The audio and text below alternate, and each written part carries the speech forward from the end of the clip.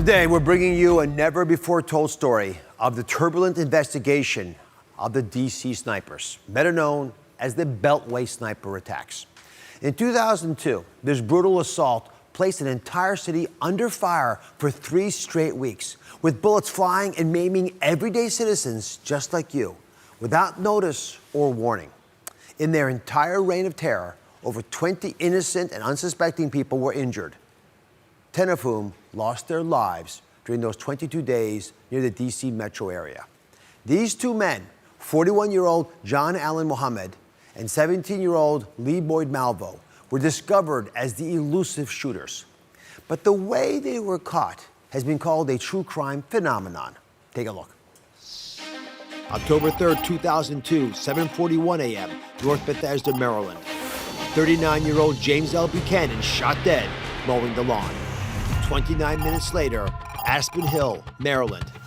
54-year-old Prem Kumar Walekar shot dead pumping gas.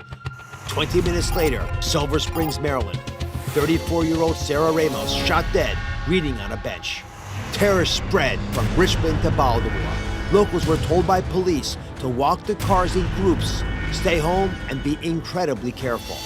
I've ordered the full resources of the federal government to help local law enforcement officials in their efforts to capture this person. It was just the beginning.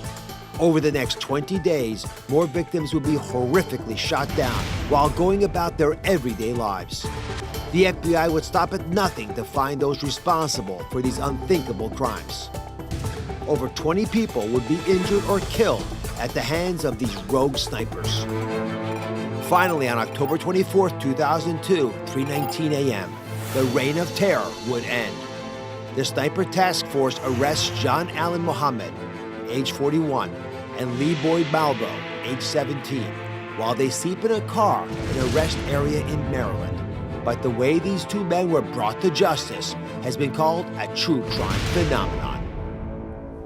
Joining me now are FBI agent and brothers, Jim Clemente, who's a former FBI behavioral profiler, and Tim Clemente, sitting next to me, former FBI counterterrorism expert. They have both worked in some of the most dangerous and hostile criminal situations, period, in this country.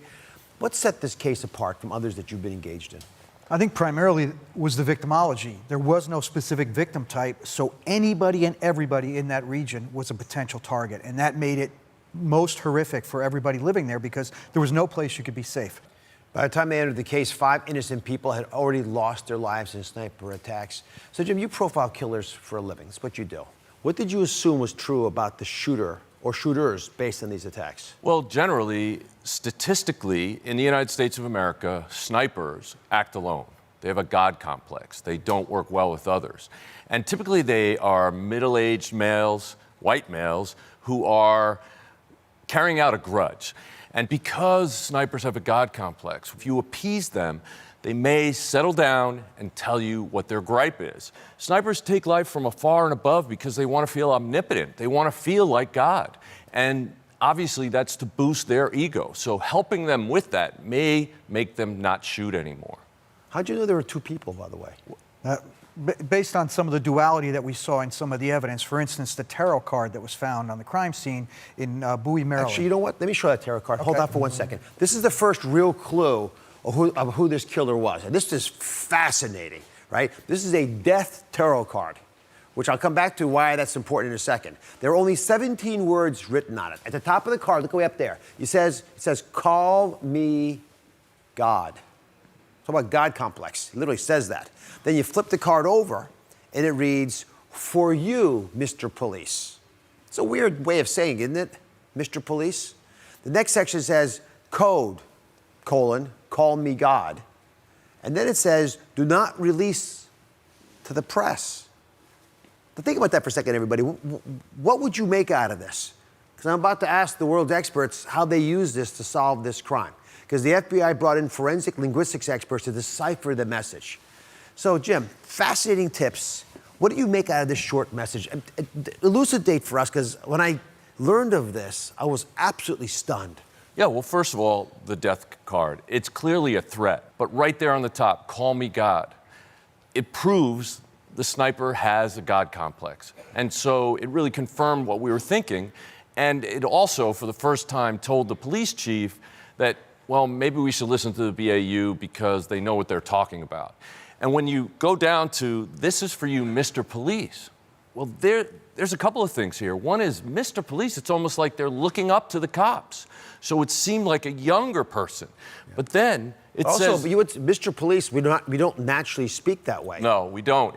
But you find it a lot in Jamaican reggae songs. So we thought there was a Caribbean influence. Plus, the tarot card also has a Caribbean influence. So we're starting to build the profile from these few words. And then it says, do not release to the press. The press is something that sort of old-timers like me use, right? It's something that we wouldn't expect from somebody who's going to look up to the police. And so we're thinking, is it for the first time in U.S. history, a sniper team? A team of people taken, yeah. So the information, the bits start to come together. Tarot cards. There's also evidence connected with that tarot card that can't be seen. So yes, we look for DNA, yes, we look for fingerprints, but there's one other very, very valuable element that most people never consider, and that's what's known as human scent. And the FBI has what's called a human scent recovery team. Oh, literally like the scent or smell? Your smell, yes. Oh my goodness. We don't really know the science behind it because, again, we can't test for it. We can't physically see it. The way the FBI uses human scent is they take that tarot card, and a shell casing was found adjacent to the tarot card in Bowie, Maryland. So both of those things are two separate pieces of physical evidence. And then a scent collection unit, which is literally like a dustbuster vacuum with a very fine gauze pad, is presented over the device, vacuum sent through the gauze pad, and now that gauze pad is removed, put into a glass jar, and saved for future crime scenes or for future investigative beats. So you showed the scent to the dog, yeah, the so bloodhound. Here you have a scent pad being presented to a bloodhound. And a bloodhound is a unique species, it's a unique device. In the history of law enforcement, there's never been anything as incredible as a bloodhound. So if you look at the physicality of a bloodhound, long droopy ears, what do those do? They act as fans. As the dog is moving, it sweeps scent from the ground and on either side of the dog, brings it forward towards not only its nostrils, but the drool coming out of a bloodhound's mouth stays hung from the mouth for a long period of time. It collects scent and it transmits data into the bloodhound's brain. So using the bloodhounds, all these other techniques, you begin to identify where these guys have been, confirm they're the same people. Mm-hmm. There were roadblocks, though. It shouldn't have been as hard as it was. What were the roadblocks that held you back? Well, part of it was the investigation because it's not being done by one agency. These guys were hitting in multiple jurisdictions. Each of those jurisdictions has a city police department, county sheriff's department, state police, and then you have the FBI overall. So in this map, for example, all the blues are shootings, right? Yes. Now, can I just point something out? Mm-hmm. I noticed there's nothing actually within Washington, D.C. No, I believe that what they were doing was a strategic move on the part of Muhammad. He wanted to hit the small-town jurisdictions around D.C., which is the biggest media market in the world, without having to go head-to-head with the FBI. So up next, inside this reign of terror, everyday people were losing their lives. But what was the true motive? We're going to hear next from Muhammad's ex-wife, his main target. Don't go away. We're back going inside the investigation on the D.C. snipers, known infamously as the Beltway sniper attacks. Before 41-year-old John Allen Muhammad and 17-year-old Lee Boyd Malvo were captured, over 20 innocent and unsuspecting people were injured or killed. People were being executed while doing everyday things like mowing their lawns, sitting on a bench, or simply pumping gas. That's what happened to 53-year-old Dean Myers, who lost his life at a Virginia gas station. You know what it proved? That no one was safe. Joining us now via Zoom is Dean's brother, Bob. Bob, thank you for revisiting this with us. Tell us about the moment you heard that your brother Dean had been shot and killed by the D.C. snipers. The night of the shooting, Lori and I were watching 11 o'clock news, and we saw his car panned on the news broadcast, but we didn't really recognize that it was his car. And so in the following morning, 5 a.m., my nephew, who had been contacted by Virginia State Police, came to my door. And his comment was, when I opened the door, they got Dean. And how have you and your family coped with what happened to your brother? Really two ways. First way is that we came to the conclusion that trusting God and I'm sorry. It's okay. It's okay. Take a moment. The, trusting God and forgiving those that did the perpetrators was a really important route for us not to get stuck in our life ongoing. And the second thing is that we encourage people to emulate Dean's fantastic qualities. He was a man of great gentleness and integrity. And even after being wounded in Vietnam, he came back the same person that he left. And it was just ironic that he was able to survive a horrendous problem in Vietnam, being wounded, but he didn't survive buying gas in Virginia. Beautifully stated. Thank you for being with us. So everybody was living in daily fear of who would be next, but one woman was their main target and had lived in terror for years. Joining us now is Mildred, the ex-wife of the man behind these sniper executions, John Allen Muhammad. Thank you for being with us. What did you experience living with your husband, your ex-husband, for those years before any of us knew who he was and what he was about? Well, John changed once he came back from Desert Storm. As many soldiers returning from a war zone, there are issues that come along with that. He was diagnosed with PTSD, but PTSD is not a reason to commit a criminal act. You think he knew he was sick? He knew that he needed help, but being in the military, if you have a mental issue on your record, you will not be promoted. So Muhammad's true motive was believed to be revenge, as well as gaining full custody of his children back from you, Mildred. Correct. Investigators would later realize that he purposely executed all these innocent people at random to create a diversion so that he could kill Mildred and would not be able to get traced for doing so because it would seem random. How did you react when you first realized that you were the actual target of your ex-husband's attacks? The ATF and the FBI knocked on my door, asked me to come down to the police station, which I did. And they said, look, Miss Muhammad, we're just gonna have to tell you. We're gonna name your ex-husband as the sniper. I said, what? John? My head hit the table. They said, well, do you think he would do something like that? I raised my head. I said, what? Yeah. Yes? They said, well, why would you think that? I said, well, we were watching a movie. I don't remember the name of it, but he said I could take a small city, terrorize it. They would think it would be a group of people and it would only be me. I asked him why would he do something like that, and he just changed the subject. They said, well, Miss Muhammad, would you like to go into protective custody? I said, you gotta ask me that? They say, well, yeah, because some people don't want to go. I said, okay, do you know where he is?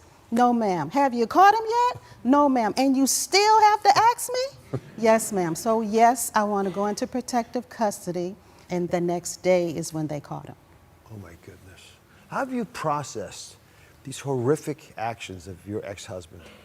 Well, when John came over to the house and he said to me, you know, you're not going to raise my children by yourself.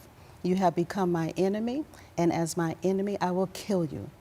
So a victim doesn't want to appear to be afraid of her abuser. And so I said, well, you know, I've been sleeping with the enemy all this time.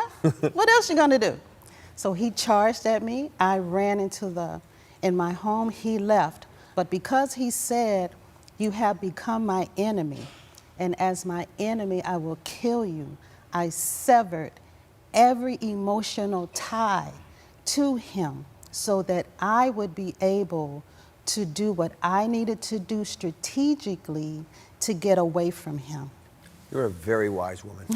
Seriously. I know it's been a lot that you've gone through, but I treasure your strength. Mm-hmm. You made a difference, at least in the lives of your families. And my children. And your children. Up next, the shocking conclusions on what led investigators to capture the elusive DC snipers. That's next.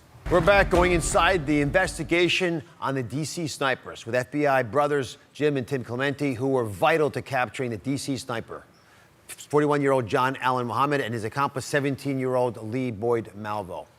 So, Tim, take us through this. What events, string them together for us, finally led to the arrest of the sniper? Well, if we go back to Bowie, Maryland, where their tarot card was found and the human scent that was recovered from those two pieces of evidence, the sniper shell casing and the tarot card, those scent pads were presented at the Ponderosa Steakhouse shooting to a bloodhound named Lucy. The first scent pad, the dog didn't react. When the dog was presented the second piece of evidence, the scent pad from it, she immediately made a beeline diagonally across a parking lot to a section of the woods that had not been searched yet. And she immediately found a location in leaves where the sniper had been laying and waiting for a target, shell casing there on the ground, and then a note tacked to a tree. And that note gave us incredible insights from forensic linguistics. Again, it looked like it was in a package that was a Halloween baggie. It had little stars that you would put on a first grade's report. It was childish. How could somebody who has planned and executed so many murders, how could they be communicating this way? So really that duality really came to the surface. And in the profiling room, we argued about the fact that snipers usually operate alone and the fact that here we have this real dichotomous duality presenting itself. And so we agreed that for the first time in U.S. history, we have a sniper team. And again, though, snipers don't play well with each other. So I hypothesized that the older one was controlling the younger one through sexual victimization. It would give him complete control, and he would be able to manipulate him to do anything. So how'd you finally find out where they were hiding in their car? Well, thankfully, we had a lot of information from the tarot card that then led to the note. The note was the first time they communicated and made demands known. And so once we had them identified, then it was a question of what vehicle are they in. So we had a vehicle description, a blue Chevy Caprice, former police car, had a license plate. That information was put out to the public. And luckily, there were people that paid attention to that in the Washington, D.C. area, in Maryland, at a truck stop. The car was cited. The two men were inside sleeping in the car. A very astute individual, a citizen, a private citizen, solved this crime by identifying them, calling the police, and then a trucker was brave enough to take his truck and block the exit from the rest area where they were so they could not escape. And then the FBI's hostage rescue team, Maryland State Police SWAT team, and others came in, swept in, did the arrest. So Muhammad was sentenced to death, and he was executed in 2009. But Malvo is serving 6 consecutive life sentences without parole. I want to congratulate both of you. Wonderfully discussed today, but there's much more to come. The investigation took Jim and Tim on multiple twists and turns that you don't want to miss. Make sure to order their Audible original, Call Me God, the untold story of the D.C. sniper investigation. It's available right now exclusively from Audible. Order now at audible.com/Call Me God.